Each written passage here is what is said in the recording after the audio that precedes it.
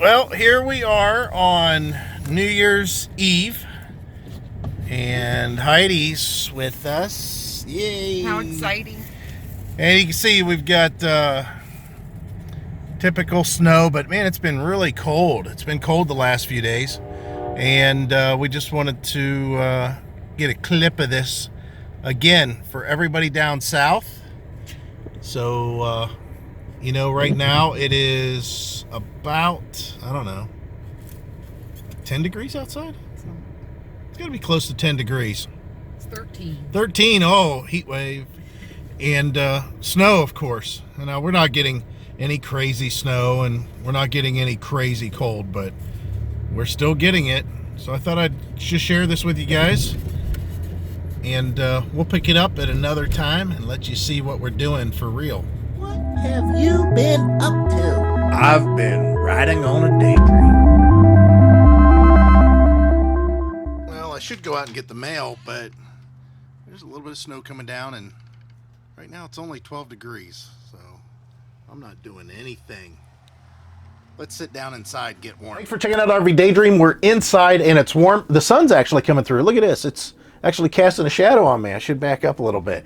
I'm happy to have you guys with us. Our subscriber count's gone up pretty decent. I think a lot of you have come along because of the RV shopping, and I'll talk about that in a little bit. I hope your holiday went well, and I hope, you know, and I'm talking about whatever your denomination is. I hope that you had a good holiday and a good New Year's. Ours was uneventful. Heidi had a few days of vacation that was left, so she took it. We just kind of hung out here at the house.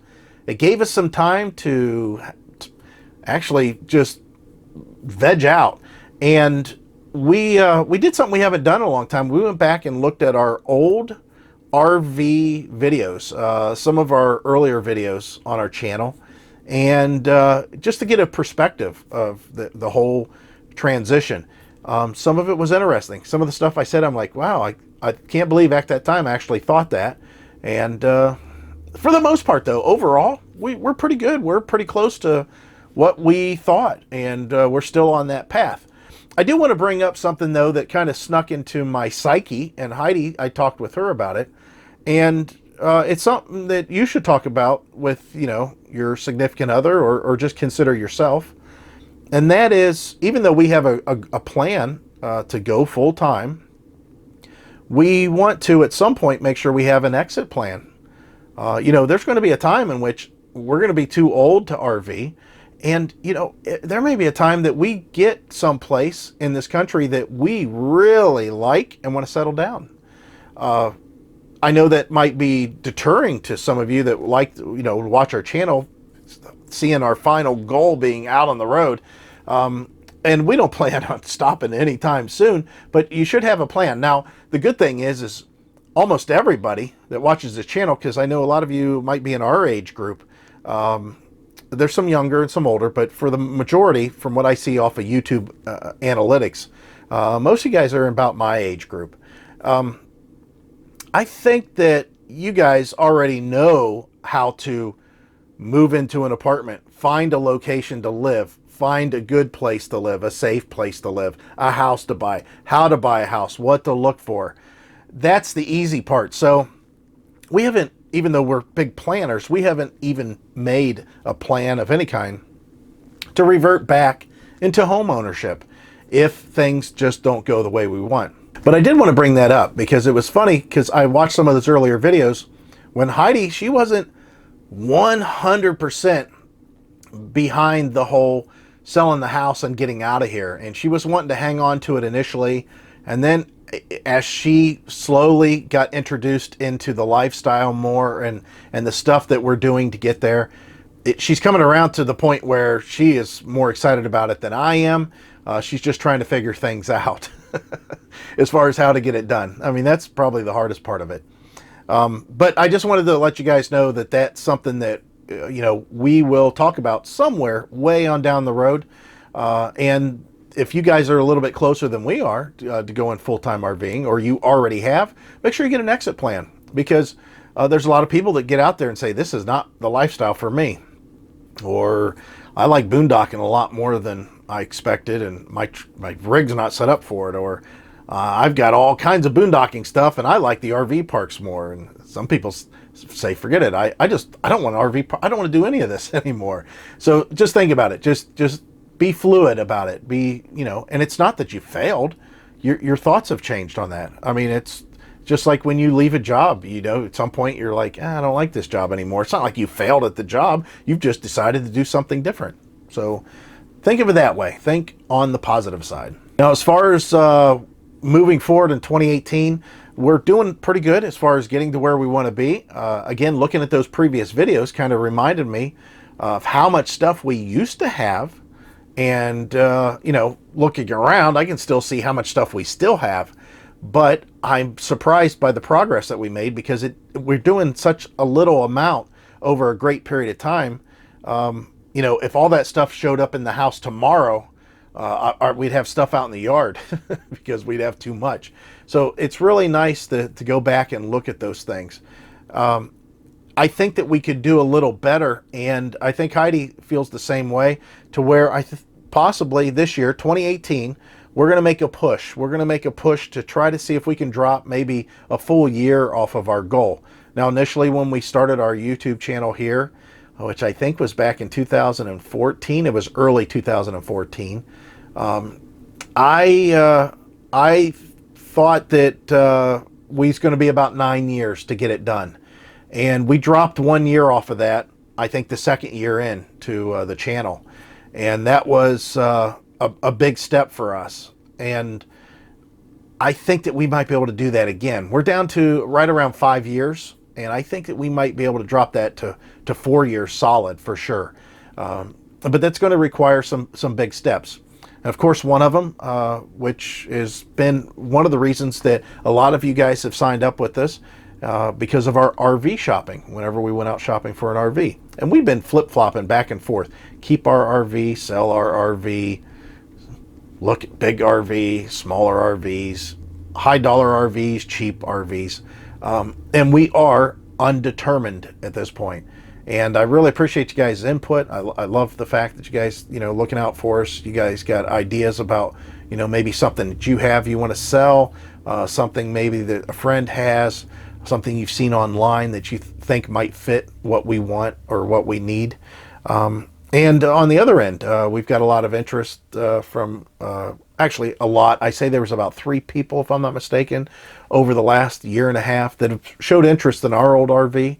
Appreciate it. Whenever we get ready to sell it, believe me, we're going to be letting the world know it's for sale. But it's not anything that's set in stone. However, we are shopping for RVs leisurely. I scan through them, on a nightly basis. I'll look through. There's one that's local that's real interesting. It's an older one. It's real interesting. But there's still the potential that we might buy something new. And that's what I want to talk to you about right now. And that is, we have full intentions of attending the Cleveland IX Center Indoor Ohio RV Super Show. Yeah, it's going to be going off here shortly. I think that's next week, if I'm not mistaken. And we're going to try to show up there. As far as I know, we've got reservations and a couple of days set aside. There's a couple of YouTubers that we watch, and if we run into them, we're going to bring you a little bit more info on them and our activities maybe that's going on. But we're going to try to get up there. Hopefully the weather's going to be accommodating, which it could be anything. I mean, from here to there's a lot of different weather patterns that we could run into. Hopefully it's a little bit warmer though. And again, we're just going to leisurely look to see what comes up and see if any opportunities present themselves. We'll never know. Just never know. Now, as far as on the truck side of things, I've talked about my old truck, and I'm still pretty happy with it. It's got a lot of miles on it. It's still doing the job, and I think even if we get into a bigger RV, it would still do the job. There was one big, heavy RV that we looked at that this truck would probably do okay with, but we definitely not want to move around like we normally do. And I think that might be a problem. I don't like the fact that we would be hindered to the movement like we did when we went on our Florida trip or even our Tennessee trip. I like that, moving around and getting into places easily and all that, and not having a lot of weight behind me, and not really, the drive and the part of the trip, that Heidi and I enjoy greatly. I don't want that to be a struggle on any level, to where we're thinking about the actual physical moving of the RV with the truck, and instead just enjoy the overall experience. However, we did look at some new Ford trucks with a 6.2 liter gas engine in it, and the good news is that we've held off on that. Ford, within a couple years here, is releasing a brand new 7-liter engine that's being built in the Windsor, Ontario plant. It's going to be introduced. I shouldn't say reintroduced. It's going to be introduced into the Raptor initially, and I think one of the high-end F-150s. That's the same thing they did with the 6.2 liter when it first came out. It showed up in the Raptor, and it showed up into I think 1 year of F-150. I don't think that I'd get an F-150 necessarily. I think that I'd rather have a F-250. The chassis rides so much more rough. However, it's also so much more sturdy whenever you're towing. You can really feel it. That's going to be a bonus on quite a few different levels. And even for you motorhome guys that might be shopping for motorhomes, that will replace the V10 that's currently out there in a lot of motorhomes. Now, the V10 was supposed to replace the 460, and it did. But it took it a few years, and the reason is that 460 was just tried and true for so many years. I know this firsthand because I heard from a guy that towed his race car with a 460 truck that was just 2 years old, and he was really happy with it, but he heard about the new V10, he heard about better gas mileage, it was smoother, the whole thing, and he went and traded in his 460, and he had that V10 for like a week, and he towed that race car 2 times, and he called the dealer, the Ford dealer, back and said, I want my old truck back. Do you still have it on the lot? This thing is not what I wanted.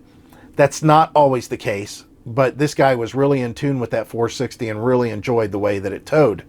I'm kind of the same way. I enjoy how easy it's to work on. Now, the V10, it has a better transmission.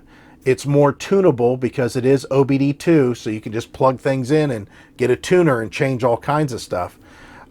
However, I noticed that even though it puts out more horsepower and torque, it's at a higher RPM. It's at like 3,200 RPM or something like that.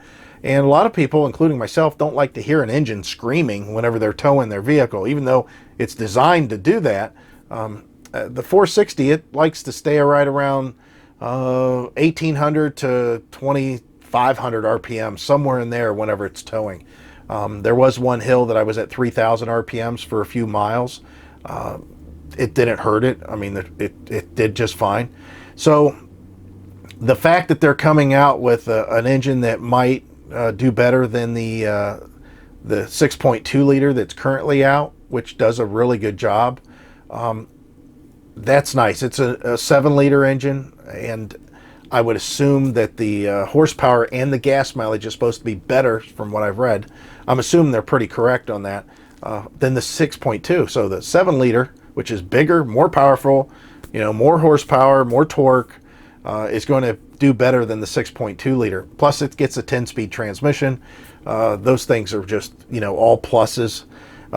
The nice thing for me, though, is buying used. Maybe a 6.2 might come up on the market then a little bit cheaper because it's not the latest and greatest gas engine. The 7-liter is going to draw all those people to the 7-liters. They might have 6.2s now, and they're going to start trading them all in. There's just people out there. They got to have the latest and greatest. But anyways, that's good news for you motorhome guys too. So that 7-liter will eventually start showing up in motorhomes to replace that V10. And I think that's a good thing. I mean, that's a good cubic inch. There's no replacement for displacement, so they say. I know you can stick turbos on stuff and it helps out, but as far as naturally aspirated, the bigger the better.